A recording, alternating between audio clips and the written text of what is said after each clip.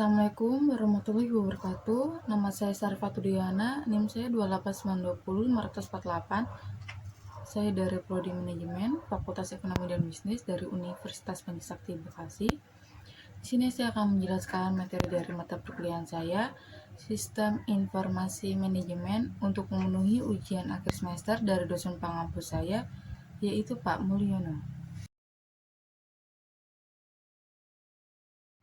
Selanjutnya di sini ada sistem informasi akuntansi. Di sini ada pengertian sistem informasi akuntansi. SIA adalah sistem yang dirancang untuk mengumpulkan dan menampilkan informasi akuntansi sehingga akuntan dan eksekutif perusahaan dapat membuat keputusan yang tepat. Selanjutnya, sistem informasi akuntansi SIA sangat diperlukan oleh perusahaan yang bergerak di bidang apapun.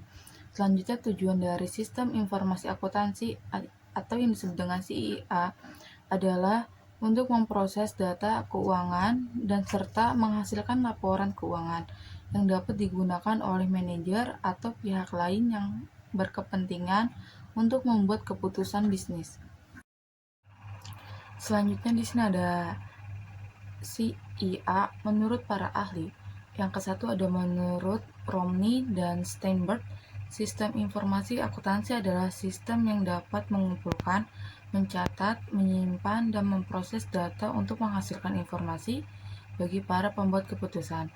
Selanjutnya di sini ada menurut Turners, Wickerners, dan Compliance. Sistem informasi akuntansi meliputi proses, prosedur, dan sistem yang menangkap data akuntansi dari proses bisnis, mencatat data akuntansi ke dalam catatan yang sesuai, memproses data akuntansi secara terperinci dengan mengklasifikasi, merangkum, dan mengkonsolidasikan, serta melaporkan data akuntansi yang diringkas ke pengguna internal maupun eksternal. Selanjutnya di sini ada menurut Patel, sistem informasi akuntansi merupakan subsistem informasi dalam suatu organisasi, di mana kegiatannya yaitu mengumpulkan informasi dari berbagai subsistem pemrosesan informasi organisasi. Selanjutnya di sini ada fungsi SIA. Ke-1, mengumpulkan semua data kegiatan bisnis perusahaan dan menyimpan data tersebut secara efektif dan efisien. Kedua, mengambil data yang diperlukan dari berbagai sumber dokumen yang berkaitan dengan aktivitas bisnis. Yang ketiga, membuat dan mencatat data transaksi dengan benar ke dalam jurnal-jurnal yang diperlukan dalam proses akuntansi sesuai dengan urutan dan tanggal terjadinya transaksi. Keempat, ada mengubah sekumpulan data menjadi informasi keuangan yang dibutuhkan perusahaan. Kelima, yaitu sebagai suatu sistem pengendalian keuangan agar tidak terjadi sesuatu. Selanjutnya di sini ada manfaat penggunaan sistem informasi akuntansi. Yang ke-1 ada meningkatkan kualitas dan mengurangi biaya dari produk atau layanan jasa.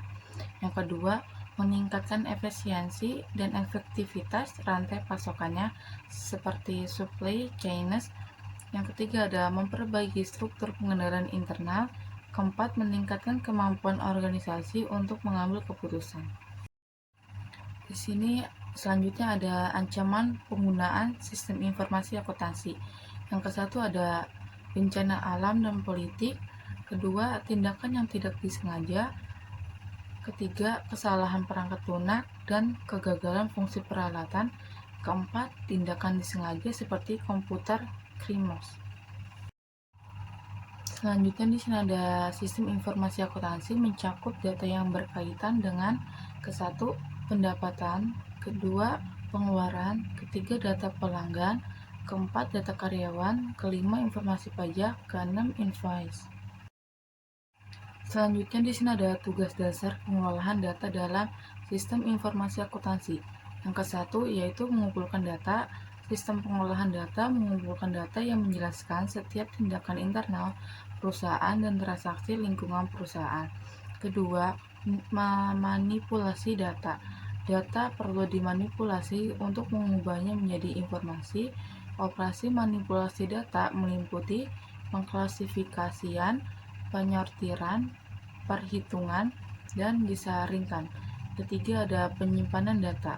Di suatu perusahaan terdapat ratusan bahkan ribuan transaksi yang dijelaskan oleh beberapa elemen data. Keempat, ada penyimpanan dokumen. Sistem informasi akuntansi menghasilkan output untuk perorangan dan organisasi baik di dalam dan di luar perusahaan. Selanjutnya di sini ada sistem pendukung keputusan atau yang disebut dengan SPK. Pertama ada menurut Mann dan Watson, sistem penunjang keputusan adalah sistem yang interaktif, membuat pengambil keputusan melalui penggunaan data dan model-model keputusan untuk memecahkan masalah-masalah yang sifatnya semi-struktur dan tidak struktur. Selanjutnya di sini ada menurut Maryam Alavi dan Haji Albert Napier, sistem penunjang keputusan adalah suatu kumpulan prosedur pemrosesan data dan informasi yang berorientasi pada penggunaan model untuk menghasilkan berbagai jawaban yang dapat membantu manajemen dalam mengambil keputusan. Yang ketiga ada menurut Little, sistem penunjang keputusan adalah suatu sistem informasi berbasis komputer yang menghasilkan berbagai alternatif keputusan untuk membantu manajemen dalam menangani berbagai permasalahan yang struktur ataupun tidak struktur dengan menggunakan data dan model. Selanjutnya di sini ada sistem informasi akuntansi mencakup data yang berkaitan dengan satu, membantu manajer dalam mengambil keputusan atas masalah semi struktur. Kedua, memberikan dukungan atas pertimbangan manajer dan bukannya untuk menggantikan fungsi manajer. Ketiga, meningkatkan efektivitas keputusan yang diambil manajer lebih daripada perbaikan efisiensinya. Keempat, kecepatan komputasi. Kelima, meningkatkan produktivitas. Keenam, dukung kualitas. Ketujuh, berdaya saing. Kedelapan, mengatasi keterbatasan kognitif dalam pemrosesan penyimpanan. Selanjutnya di sini ada kriteria sistem pendukung keputusan. Yang ke satu ada interaksi, yaitu sistem pendukung keputusan memiliki user interface yang komunikatif sehingga pemakai dapat melakukan akses secara cepat ke data dan memperoleh informasi yang dibutuhkan. Kedua yaitu fleksibel, yaitu sistem pendukung keputusan memiliki sebanyak mungkin variabel masukan, kemampuan untuk mengelola dan memberikan keluaran yang menyajikan alternatif keputusan kepada pemakai. Ketiga, data kualitas, yaitu pendukung keputusan memiliki kemampuan menerima data sifatnya subjektif dari pemakainya sebagai data masukan untuk pengolahan data. Keempat, yaitu prosedur pakai. Prosedur pakai yaitu keputusan mengandung suatu prosedur yang dirancang berdasarkan rumusan formal atau juga beberapa prosedur pemakaian seseorang. Selanjutnya di sini ada sistem informasi akuntansi yang baik harus memiliki kriteria seperti di bawah ini. Kesatu ada keamanan, yaitu akses sistem dan dayanya dikontrol dan dibatasi hanya untuk yang berwenang. Kedua, kerahasiaan, yaitu perlindungan informasi sensitif dari pengungkapan yang tidak sah. Ketiga ada privasi, yaitu pengumpulan, penggunaan, dan mengungkap informasi pribadi tentang pelanggan dilakukan dengan cara yang tepat. Keempat ada integritas pemrosesan, yaitu pemrosesan data yang akurat, lengkap, dan tepat waktu dilakukan dengan otoritas yang tepat. Kelima ada ketersediaan, yaitu sistem tersedia untuk memenuhi kewajiban operasional dan kontrak.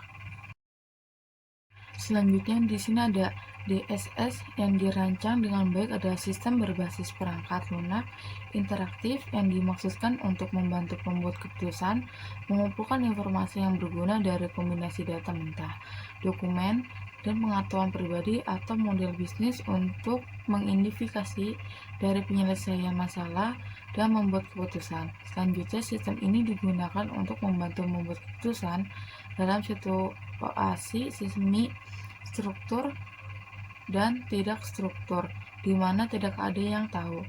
Selanjutnya, area penempatan DSS yang umum adalah manajemen dan perencanaan dalam bisnis, perawatan kesehatan, militer, dan area manapun di mana manajemen akan menghadapi situasi keputusan yang kompleks. Sistem pendukung keputusan biasanya digunakan untuk keputusan strategi dan taktis yang dihadapi dan oleh tingkat atas. Selanjutnya di sini ada kemampuan DSS yang terdiri dari 8 bagian. Yang ke-1 ada DSS menggabungkan data dan model menjadi satu bagian. DSS dirancang untuk membantu manajer dalam proses pengambilan keputusan masalah semi struktural. Yang kedua, DSS memberikan dukungan untuk pertimbangan manajer daripada dimaksudkan untuk menggantikan fungsi manajer. Ketiga, ada DSS memiliki fasilitas interaktif yang dapat memfasilitas hubungan antara manusia dan komputer. Keempat, ada bekerja dengan menggabungkan model dan teknik analisis dengan memasukkan data yang ada dan berfungsi untuk mencari informasi. Kelima, ada berfungsi untuk membantu proses penilaian pribadi mengambil keputusan menjadi dasar pengambilan keputusan. Keenam, ada sistem pendukung keputusan adalah sistem terkomputerisasi yang mengumpulkan dan menganalisa data. Yang ketujuh, ada sistem pendukung keputusan berbeda dari aplikasi operasi biasa. Kedelapan, yaitu sistem pendukung keputusan memungkinkan pengambilan keputusan yang lebih terinformasi, penyelesaian masalah tepat waktu, dan meningkatkan efisiensi. Selanjutnya di sini ada 3 langkah dalam membuat DSS. Yang ke-1 ada mendefinisikan masalah, kedua membuat model dengan DSS generator, ketiga menggunakan model tersebut untuk mendapat jawaban. Selanjutnya di sini ada macam DSS. Yang pertama ada DSS berbasis model, yaitu sistem ini adalah sistem mandiri dan tim terhubung dengan sistem informasi perusahaan atau mahina. Kemampuan analisis sistem ini didukung dan beberapa teori, yaitu atau model yang kuat bersama dengan antarmuka pengguna yang baik yang membuatnya mudah digunakan. Sistem ini digunakan untuk membuat model simalan, melainkan perencanaan, penjalaran, dan membuat laporan dalam bentuk statistik. Yang kedua ada DSS berbasis data, yaitu sistem ini dapat menganalisis sejumlah data besar dari berbagai sumber, mapper data organisasi, data dari sistem perusahaan, dan data dari web. Data yang kumpulkan dari berbagai sumber disimpan di bank data. Bank data adalah database yang dapat menyimpan data sekarang dan masa lalu yang diekstrak dari berbagai sistem operasi dan menyediakan seluruh pelaporan dan permintaan tertentu. Mungkin cukup sekian dari saya, kurang lebihnya mohon maaf bila ada kesalahan kata. Wabillahi taufiq wal hidayah. Wassalamualaikum warahmatullahi wabarakatuh.